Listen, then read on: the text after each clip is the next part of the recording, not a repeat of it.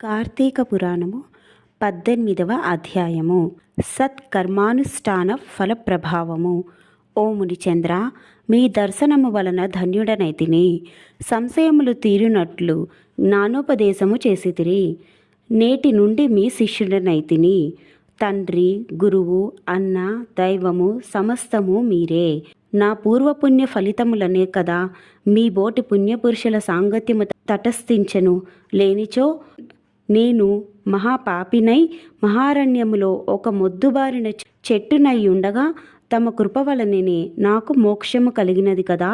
మీ దర్శన భాగ్యము లేని ఎడల ఈ కీకారణ్యములో తరతరాలుగా చెట్టు రూపమున ఉండవలసినదే కదా. అట్టి నేనెక్కడా? మీ దర్శన భాగ్యం ఎక్కడా? నా సద్గతి ఎక్కడా? పుణ్యఫల ప్రదాయియగు ఈ కార్తీక మాసం ఎక్కడా?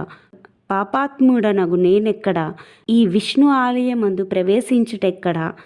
ఇవి అన్నీయును దైవికమగు ఘటనలు తప్ప మరి ఒకటి కాదు. కాన నన్ను తమ శిష్యునిగా పరిగ్రహించి సత్కర్మలను మానవుడు ఎట్లు అనుసరించవలయునో దాని ఫలమెట్టిదో విశదీకరింపుడని ప్రార్థించెను. ఓ ధనలోభ, నీవడిగిన ప్రశ్నలన్నీయూ మంచివే. అవి అందరికీ ఉపయోగార్థమైనట్టివి కాన వివరించెదను. శ్రద్ధగా ఆలకింపుము. ప్రతి మనుజుడును ఈ శరీరమే సుస్థిరమని నమ్మి జ్ఞానశూన్యుడగుచున్నాడు. ఈ భేదము శరీరమునకే కాని ఆత్మకు లేదు. అట్టి ఆత్మజ్ఞానము కలుగుటకే సత్కర్మలు చేయవలనని సకల శాస్త్రములను ఘోషించుచున్నవి. సత్కర్మనాచరించి వాటి ఫలము పరమేశ్వరార్పితమునరించిన జ్ఞానము కలుగును. మానవుడే జాతివాడో ఎటువంటి కర్మలు ఆచరించవలెనో తెలుసుకొని అటువంటివి ఆచరింపవలెను. బ్రాహ్మణుడు అరుణోదయ స్నానము చేయక సత్కర్మలు ఆచరించినను వ్యర్థమగును. అటులనే కార్తీక మాసమందు సూర్యభగవానుడు తులారాశిలో ప్రవేశించుచుండగాను, వైశాఖ మాసములో సూర్యుడు మేషరాశిలో ప్రవేశించుచుండగాను, మాఘమాసములో సూర్యుడు మకర రాశి యందు ఉండగాను, అనగా నీ 3 మాసముల యందును తప్పక నదిలో ప్రాతకాల స్నానము చేయవలెను. అటుల స్నానములాచరించి దేవతార్చన చేసిన ఎడల తప్పక వైకుంఠ ప్రాప్తి కలుగును. సూర్య చంద్ర గ్రహణ సమయములందును తదితర పుణ్య దినముల యందు స్నానము చేయవచ్చును. ప్రాతకాలమున స్నానము చేసిన మనుజుడు సంధ్యావందనము, సూర్య నమస్కారములు చేయవలెను. అట్లు ఆచరించని వాడు కర్మభ్రష్టుడగును. కార్తీక మాసమందు అరుణోదయ స్నానం ఆచరించిన వారికి చతుర్విధ పురుషార్థములు సిద్ధించును. కార్తీక మాసముతో సమానమైన మాసము, వేదములతో సరితూగు శాస్త్రము, గంగా గోదావరి నదులకు సమాన తీర్థములు, బ్రాహ్మణులకు సమానమైన జాతియు, భార్యతో సరితూగు సుఖమును, ధర్మముతో సమానమైన మిత్రుడును, శ్రీహరితో సమానమైన దేవుడును లేడని తెలుసుకొనుడు. కార్తీక మాసమందు విద్యుక్త ధర్మముగా స్నానాదులు ఆచరించిన వారు కోటి యాగములను చేసిన ఫలమును పొంది వైకుంఠమునకు పోవుదురు అని అంగీరసుడు చెప్పగా విని మరల ధనలోభుడు ఇటుల ప్రశ్నించెను. ఓ మునిశ్రేష్ఠ, చాతుర్మాస్య వ్రతమని చెప్పితిరే, ఏ కారణం చేత దానిని ఆచరించవలెను? ఇది వరకెవ్వరైనా ఈ వ్రతమును ఆచరించి ఉన్నారా? ఆ వ్రతము యొక్క ఫలితమేమి? విధానమెట్టిది? సవిస్తరంగా విశదీకరింపుడని కోరెను. అందులకు అంగీరసుడు ఇటుల చెప్పెను. ఓయి వినుము.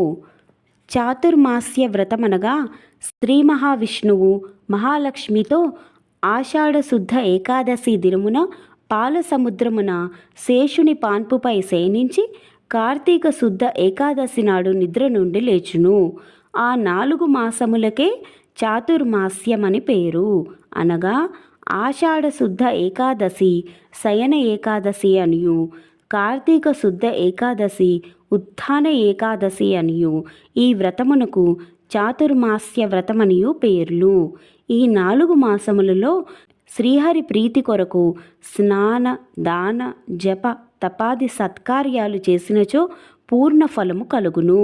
ఈ సంగతి శ్రీ మహావిష్ణువు వలన తెలుసుకుంటుని కాన ఆ సంగతులు నీకు తెలియచేయుచున్నాను.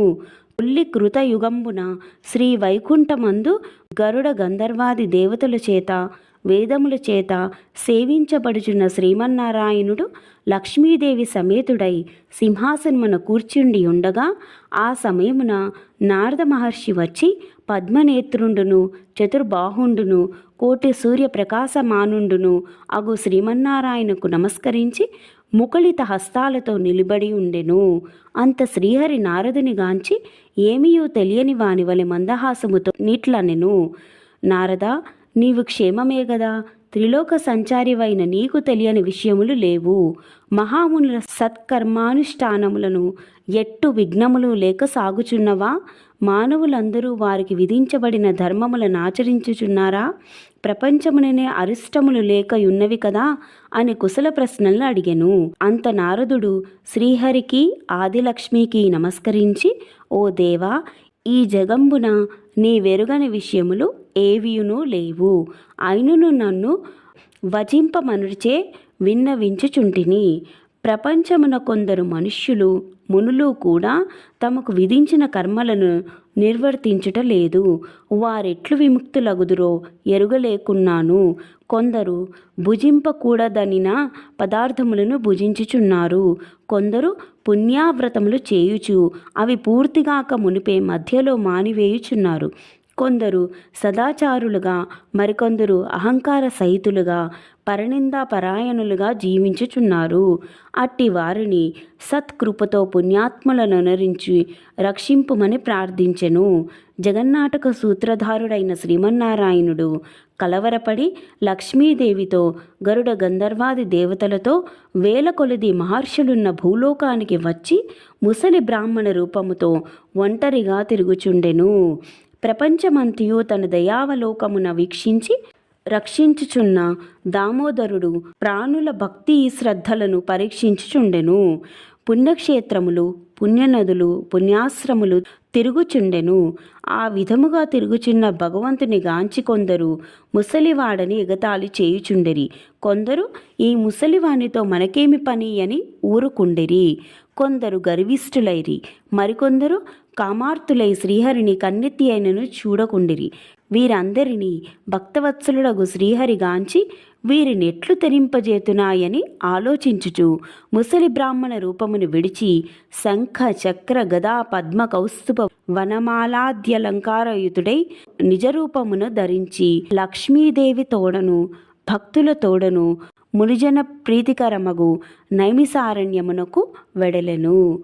ఆ వనమందు తపస్సు చేసుకొనుచున్న మునిపుంగవులు స్వయముగా తమ ఆశ్రమములకు కరుదెంచిన సచ్చిదానంద స్వరూపుడగు శ్రీమన్నారాయణుని దర్శించి భక్తి శ్రద్ధలతో ప్రణమిల్లి అంజలి ఘటించి ఆది దైవములగు లక్ష్మీనారాయణులను ఇట్లు స్తోత్రము గావించిరి. శాంతాకారం భుజగశయనం పద్మనాభం సురేశం విశ్వాకారం గగన సదృశం మేఘవర్ణం శుభాంగం లక్ష్మీకాంతం కమలనేనం యోగిహృద్యానగమ్యం వందే విష్ణుం భవభయహరం సర్వలోకైకనాథం లక్ష్మీం క్షీరసముద్రరాజతనయాం శ్రీరంగధామేశ్వరీం దాసీభూత సమస్తదేవవనితాం లోకైకదీపాంకురాం శ్రీమన్మందకటాక్షలబ్ధ విభవద్ బ్రహ్మేంద్ర గంగాధరాం త్వాం త్రైలోక్య కుటుంబినీం సరసిజాం వందే ముకుంద ప్రియాం.